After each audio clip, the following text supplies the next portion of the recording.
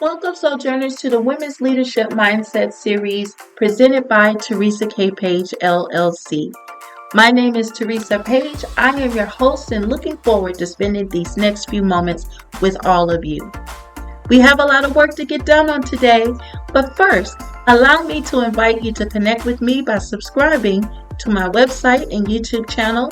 Connect and follow me on LinkedIn, and always feel free to contact me directly via email at teresakpagellc@outlook.com. So what is our goal? Well, as an author, speaker, coach, and mentor, my mission is to help professional women renew their leadership mindset with fresh fire and purpose through the mediums of leadership development and coaching services. However, the Women's Leadership Mindset series is a new initiative intended to spotlight powerful women leaders and how they serve the world through their professions and purpose. So with the goal to help women realize their unfulfilled dreams and re-energize the leaders they always were, this platform is designed to enhance, empower, educate, equalize, and even emancipate, as our special guests share their entrepreneurial stories, provide valuable resources, and guidance in a caring, professional, and impactful manner. So, let's get down to business.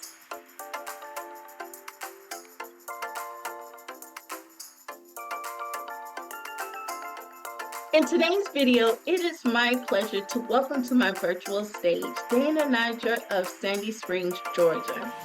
Dana is the proud co-founder of HIVE talent acquisition firm located in Sandy Springs, Georgia, the HR consulting firm. Her recruiting experience covers a wide range of industries such as accounting and finance, construction, engineering, light industrial and warehousing, sales and marketing, with a specialty in legal recruiting. Her human resources consulting background includes DEI training, payroll, sponsorships, HRIS networking, social media, and branding. Dana is the graduate of the private women's college Agnes Scott of Decatur, Georgia.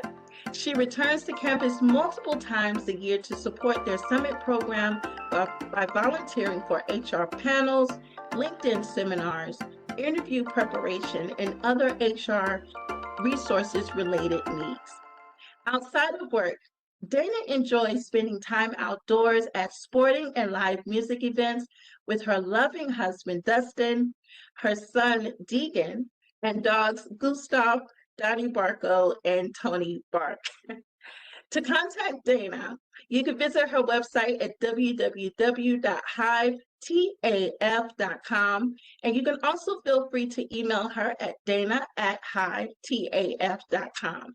So we'll bring this information back to you along with Dana's free gift before we go on today. But let's go ahead and jump in. So welcome, Dana. How are you? Hey, Teresa, thank you so much for having me. I'm doing well. I'm a little crazy these days. It's the Jewish holidays now, and things are nuts as far as work in a good way. Lots of DEI to be had, lots of human resources consulting. But thank you for having me. Awesome. So we bid you great holidays to the Jewish faith and all of that. Is there anything that you would like to share with us to give our audience some insight about the season that you're in? The season we're in, this is a very important and very exciting season for Jews all over the world. Our Jewish New Year just passed, and we're in the in-between phase before our Day of Atonement, where we atone for all of our sins for the year, which is also a 24-hour fast for those who are able to do that. So that happens Sunday to Monday. So very exciting, very nervous, very exciting. Well, happy holidays to you and all of the wonderful people within your community. Happy holidays from my heart to yours. So we're really excited about having you. I know that we have known each other for the past couple of years, especially when I used to work. We met when I was in the education space. And so it's just an honor to be able to engage with you while I'm in this new season of my own life as an entrepreneur with my organization with Teresa K LLC. So I'm really excited that you are one of my first video guest, and I'm so excited about this, about the conversation about the women's leadership mindset.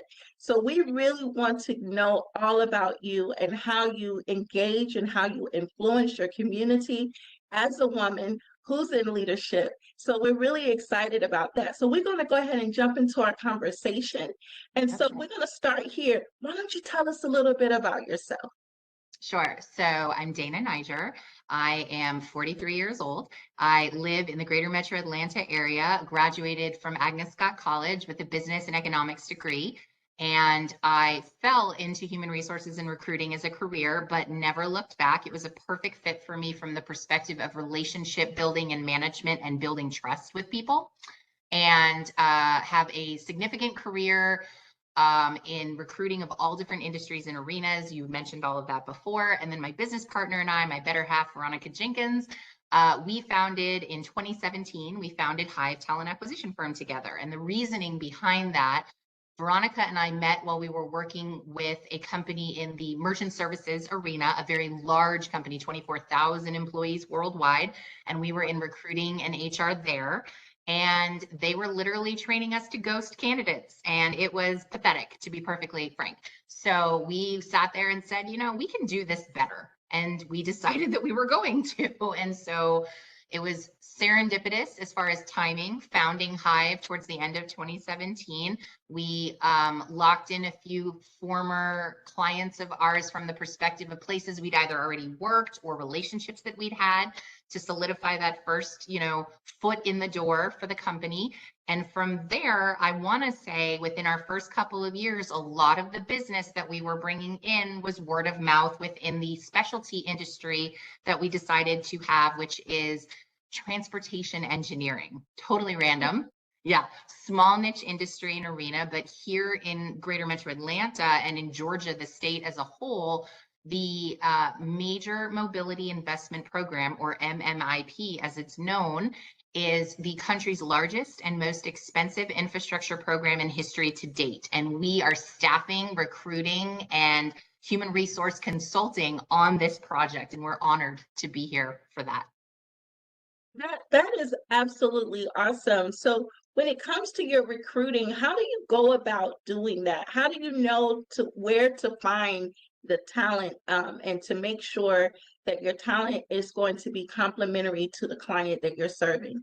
Yeah, it's a totally different day and age as far as talent. I mean, 20 years ago when I first started doing this, it was like, oh, LinkedIn barely existed. You had to go to everybody's website and, print out bios and call people and have these actual conversations. Today, technology has brought us to a point where you have LinkedIn, you have all these other fantastic tools that you can utilize that help you identify that talent. And obviously you pay a fee for that, but it's worth it to you and your investment. Even if you use free LinkedIn, it's worth it to you and your investment to get involved with those tools, to align yourself, to align your teams, to align your companies in understanding real relationship management.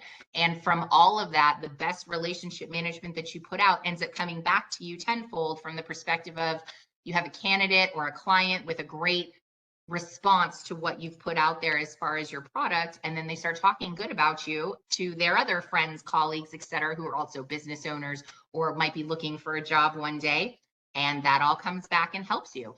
Networking is really what it comes down to, and that seems to almost be something that needs to be retrained over and over again. People don't understand the value of networking, nor the fact that it's not single stream, right?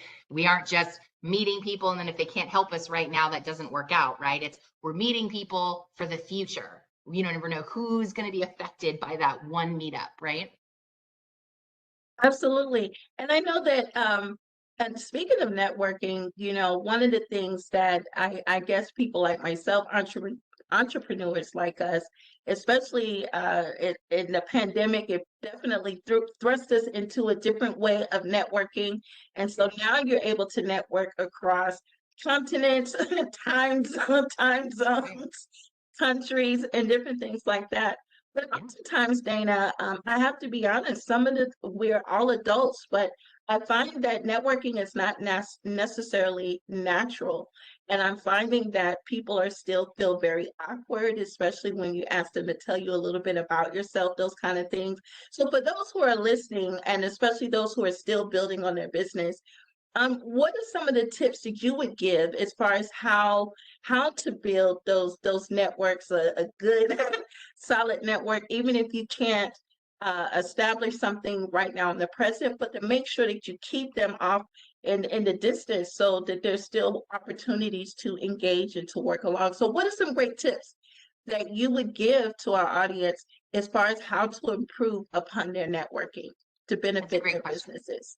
That's a great question. So one of the main things that I would say is if you are awkward or concerned about your networking skills, my business partner and I put forth the monetary support, if you will, when we first started the business, and each joined 2 separate chapters of shameless plug for BNI, which is a closed networking group, right? And there are many of them out there. BNI is just one of many.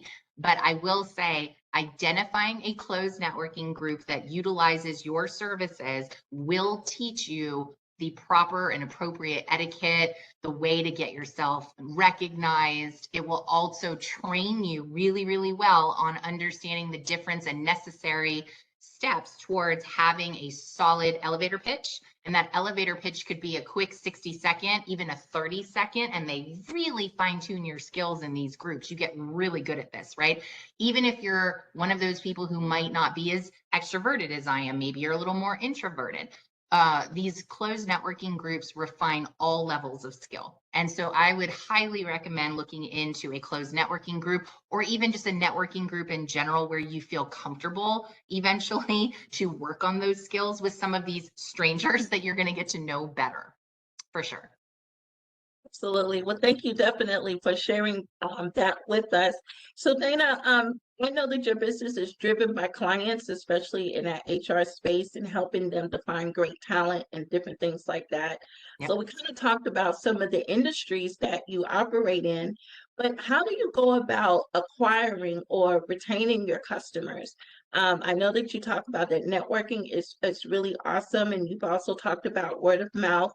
Are there any other tools or methods that you use to acquire and to retain your clients? That's a really great question too. So I would say several things there. Once you get comfortable with networking, then networking turns into collaboration. And that is the really key area where you can turn new business. And what I mean by that is, let's say, Teresa, you and I are 2 business owners and we're in a networking opportunity together and we meet each other and we can't necessarily help each other out in that moment, but you identify someone in your network who's starting a business and needs HR consultancy. And then all of a sudden I identify someone that you could assist with your talents as well. And soon enough, we may not be making each other money, but we're connecting people. We are developing a trust in our own professional relationship. And that to me is the start of something really great and grand, right? Things can happen very grassroots, very organically. It doesn't have to be perfect all the time. It doesn't have to be something that is supported by millions and millions of dollars backed in venture capital. Veronica and I started HIVE talent acquisition firm, I wouldn't say on a whim, but we didn't have that much money to start it. We started very grassroots, very organically. We had no financial backing from any venture capital or anything like that. And I'll be honest with you, as a female entrepreneur, you are going to hit all kinds of walls when it comes to finances. There are companies out there that will give you a fraction of what a white-owned male company, for example, would get as far as venture capital, as far as loans, as far as lines of credit for your business.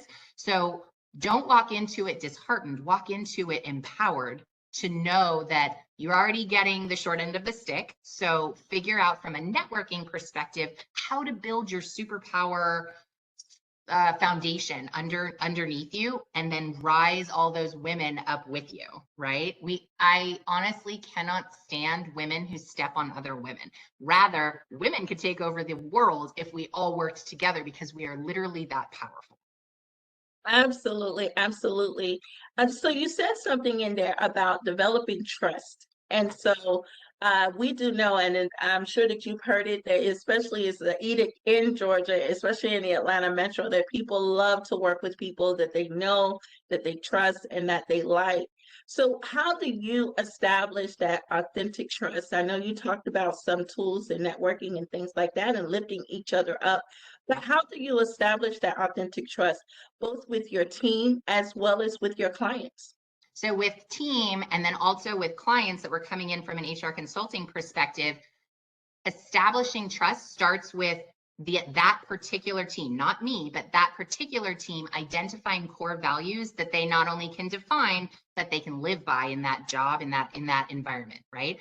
And so that goes back to trust, to identifying that trust, to collaborating together. And what I'll say with all of that is once you identify those core values that that team has identified, then you start putting that to work and you start holding people accountable for their actions associated with their team, right?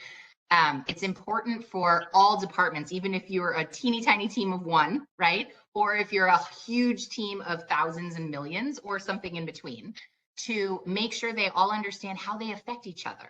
If accounting doesn't get everybody paid on time, people aren't going to show up to work, right? That's a very Exactly. simple way of saying that. But what I mean by that, honestly, is every different aspect of your company has to understand who affects what with what and how, right?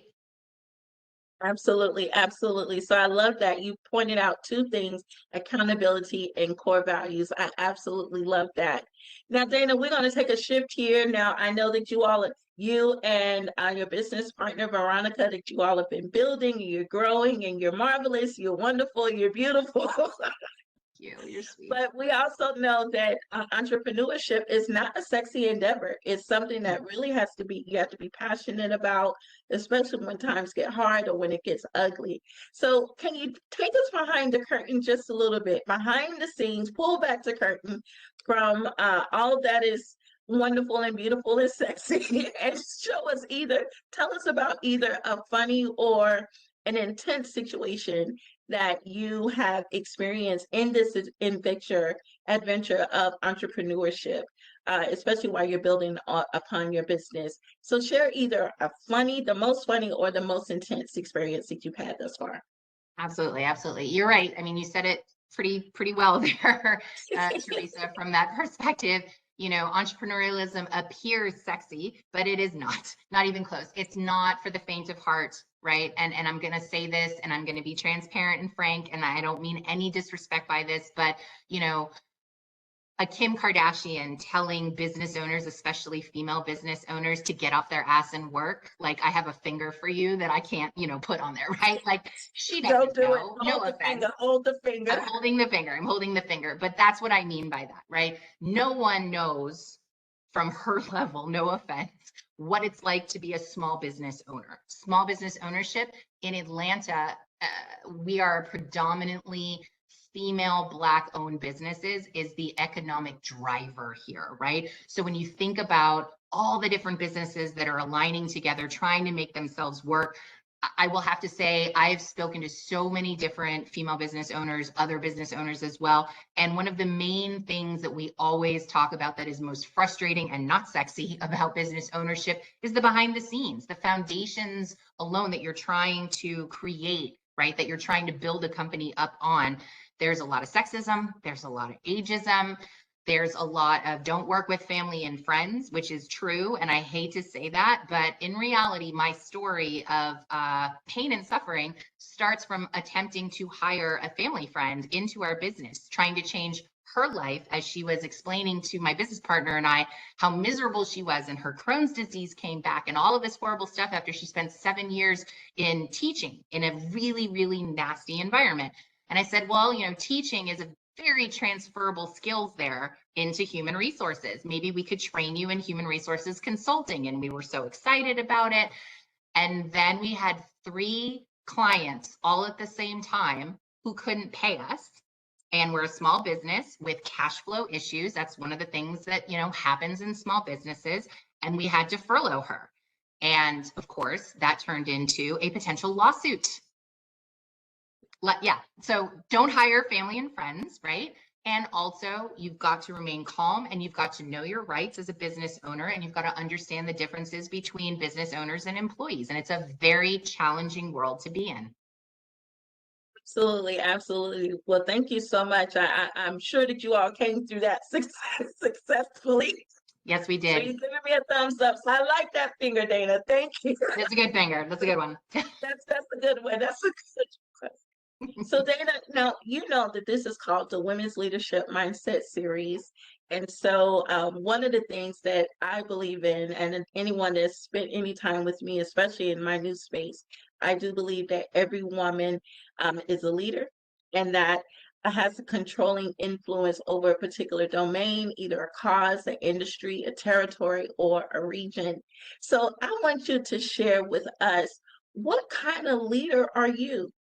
What type of leader are you?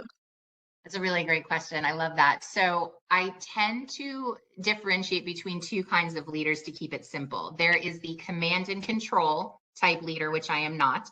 That's the carrot on the stick, and that leader is going, if you do everything I tell you, you get this prize, right? This is not my style of leadership. My style of leadership is more of what I would call trust and inspire. And the reason I speak about leadership from that perspective is you must build trust in order to inspire others. I am not a babysitter. I have a tendency to be a bit of a micromanager, but what trust and inspire leadership has done for me is allowed me to sit back and say, team, what's important to you? Let's talk about what you want to do and where you want to make a difference. Then you say, great, that's an awesome idea. See it through. I'm here to support you. We'll get a team around you. Let's go, right? That kind of leadership where you allow natural people with natural skill sets and possibly, I'll say natural again for lack of term, natural leaders to rise from below to above. Absolutely. And that sounds a lot like transformational leadership, because transformational leaders actually multiply that leadership ability and actually pull that out of their team. It's an expectation, actually. So I absolutely love that. And I also like the way that you said that you put a network of support around them. So it's not just an idea hanging out there, but that they can actually bring it to fruition and make it a reality. And that in itself is going to create that loyalty to the organization, but it's also going to boost the productivity as well as the bottom line of the organization as well. Have you seen that by pulling out that leadership ability with your team? Are you seeing a better energy, or your culture is that better for your organization? I've seen both sides of the coin, right? Every barrel might have one bad apple, as the saying goes. And so sometimes in a trust and leadership environment, it's challenging for people who require structure, right? It's challenging for people who need some sort of support mechanism in place to show them the next steps, and they need to learn that, right? So if you're putting everything on someone and you're saying, run with this project that you've created, and I will give you the support because I don't want to set you up for failure. Rather, I want to set you up for success. Some people aren't capable. That's just a given. And so those people will filter out and they will move on to other bigger and better things, whether it's in your organization, as far as a relocation into another department or arena, right? Or somewhere else. And that's okay. And you have to be okay with that in your own heart and mind, and know not everybody's going to be a good fit for your organization. But generally speaking, yes, people know and understand my culture and our culture of our company coming in. We make that very clear in interview processes, and we make sure that the people we're bringing in are good fits for that as well. I love that. I absolutely love that. So, Dana, so we know that you're a trust and inspire type of a leader, transformational leader. So, how have you developed this leadership mindset? What tools or methods do you use to either to develop, well, number one, to develop, as well as to enhance upon that, especially over time? So, how have you developed that leadership mindset, and how have you enhanced upon it over time? So what HIVE does is we take a dose of our own medicine. We have a fantastic intern program curriculum that we created when we first started back in 2017.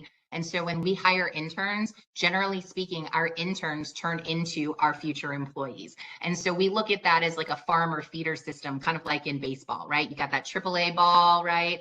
And you've got those players that are developing their skill sets. It's very similar to our interns. Our interns rise up from their intern programs. whether it's a marketing person, whether it's a salesperson, whether it's a recruiter, whether it's an operations side person, be it any of those things, right?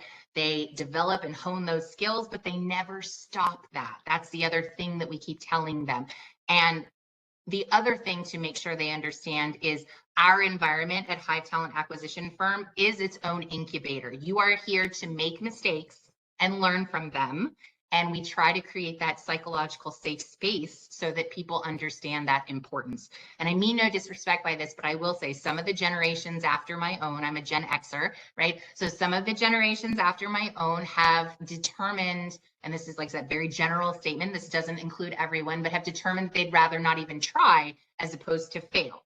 But we want people to understand failing is learning, and you're not going to get any better if you don't. So try, be successful, fail, and then be successful. Like, it's okay, right, to do that. And I think that it doesn't matter what size the environment is. We are small but mighty, but there, are tons of large corporations out there that should be doing that same type of thing. Absolutely. And speaking of generations, I love what you all do as far as investing in the next generation. And I know that you're raising a son as well. So this is actually a great transition to my next question. How do you want future generations to benefit from the work that you are doing today? Gosh, that's a really great question. I know I look at my son and my son looks at me and he sees a powerful woman who owns a company, who does all these great things, who's helping other people. And I feel like we're raising a young man in this world who will not only be respectful of powerful women, but will also help empower and lift and enlighten others, right? And he himself gains from that in his own perspective, but he'll do it from a non-white, old male dominant corporate American type environment. He's going to do it from a much more modern perspective, hopefully, fingers crossed. I would say, to fully answer your question, it is imperative that people understand when you support others, no matter how much that takes off your plate, it comes back to you tenfold, right? So it's a giver's gain. You want to give in order to eventually receive positivity back. But you're not doing it just for the gain. You're doing it for the give because it feels darn good. Absolutely. I love that. The Giver's Game. That should be book number 2 of yours. You had a We shall see. great title. That's a great title there. I should write it down right now. Write it down. Write down. Absolutely love that. So, Dana, as we prepare to start to wrap up, I want you to share with us. I've really, truly enjoyed this conversation that we're having on today. And I love the way that you're investing in your community and building trust relationships with your clients, as well as the talent market as well, and young, especially young people with internships, preparing them for the marketplace. But we're still talking to women here. And I want you to share either a tip, a resource, or even some words of encouragement for women in our audience who are contemplating about stepping into their dream career or actually taking the plunge into entrepreneurship and starting that dream business that they've always wanted to do. What tips of encouragement or resources would you give someone who is kind of teeter-tottering on the idea? What would you give them to say, go ahead and jump?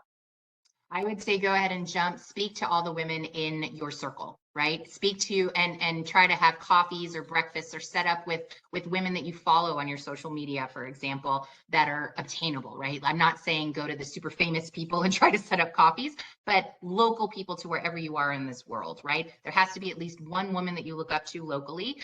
Try to find a mentor, right? If you don't already have one, or maybe your mentor is part of that circle. Pick their brains, right? Figure out what they're doing and see if that's something that you either agree with or can make an adaptation on in order to give you that push. But I would say run, don't walk. You can do this, right? And if you have hesitations, those hesitations are all the same hesitations that we have as well. And we somehow got there and we're somehow being successful. So you too can do this. I think one of the most important things to keep in mind, we mentioned it before, I'll rephrase it as best I can. Do not work with women who do not want to support other women. You cannot be a feminist in this day and age and call yourself a true feminist if you do not support all people who identify as women, period, end of sentence. So from that perspective, treat all women equally, treat all women with respect, and they will in turn treat you the same. Absolutely. I absolutely love that. Now, staying in that same vein, Dana, what about those women who are already living the dream? They're already in the dream of their career, their dream business. So they're already doing the thing, but they might run into some bumps or some barriers or some frustration. So, what kind of tips or resources or encouragement would you give those who are already living the dream, but they might feel a little stagnant? Twofold. So you should be giving back, first of all, and that'll make you feel good. But then you're also helping women who maybe aren't where you are yet get to those, whatever those heights are that they want to get to. But then also, you want to make sure you have your own cohort, right? Other successful business women or just women in general that you know and trust. And you need that brainstorming. You need that energy, that positiveness, right? So you guys get together, you ladies, excuse me, I'm so sorry. You ladies get together, whatever it is, once a quarter, once a month, once a week, whatever it is you all need. Get together, support each other, talk things out. It can be virtually, it can be in person. It doesn't matter, but whatever that energy is, you need that. You can't constantly supply your own positivity. Sometimes it does have to come from somewhere else. And it's okay to say that out loud. Absolutely, absolutely. Now, Dana, we're getting ready to come down to the close. Now, this has been such an exciting conversation. I absolutely have enjoyed it. So I know that you have a free gift. You have a giveaway, a couple of giveaways for our audience on today. And that giveaway is your brand new book, which I'm excited about, that's titled, and hold it up there, awesome. Before I Knew It, They Were Gone, a Jewish first generation American woman's journey through darkness. Yes. That's such a powerful title and subtitle, Dana. And so I know that you have shared with me some of the background about this book, but I want us to take a minute for you to talk about your motivation about this book and why you needed to put your story on the page. So this wasn't even supposed to be a book, to be perfectly frank and honest. It was the end of a therapy session. I had gone through a lot of them, and it was a culmination that I thought a manuscript would really be something that would help me to see how far I had come through all of my therapy. I won't give it away, but I think you can kind of tell from the title, I may or may not have lost some people along the way. This is actually my memoir. So it is a very transparent, very raw story of my own life, and that I have suffered loss. But the main point of the book is not just to tell my personal story, more so it was the fact that therapy is one of the most amazing, understated ways to get people, let alone women who are entrepreneurially spirited, above and beyond where they thought they could ever go. And if you have problems, and I am a very broken person, I first wholeheartedly admit that. I'm still in therapy. I'll probably be in therapy for the rest of my life. But at the same time, that therapy has gotten me to the point where I feel and know now that I deserve and am deserving of love, that I could be an entrepreneur, that I could be successful in any craft that I chose. And I'll be darned, I'm a newly published author because someone told me this manuscript is a book. You should publish this book. Okay. It's just one of those things that comes up.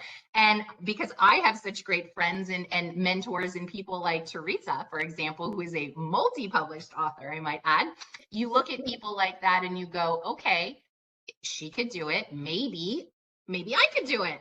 And she was part of my support system, everyone. So I just want you to know it takes a village. It does. It really does. It really does, Dana. And I just want to say thank you for having the courage to do this, to be so transparent. And absolutely, you are deserving of love. And you know what? You are going to heal. You're not going to be broken forever. So keep doing what you're doing. I love keep giving.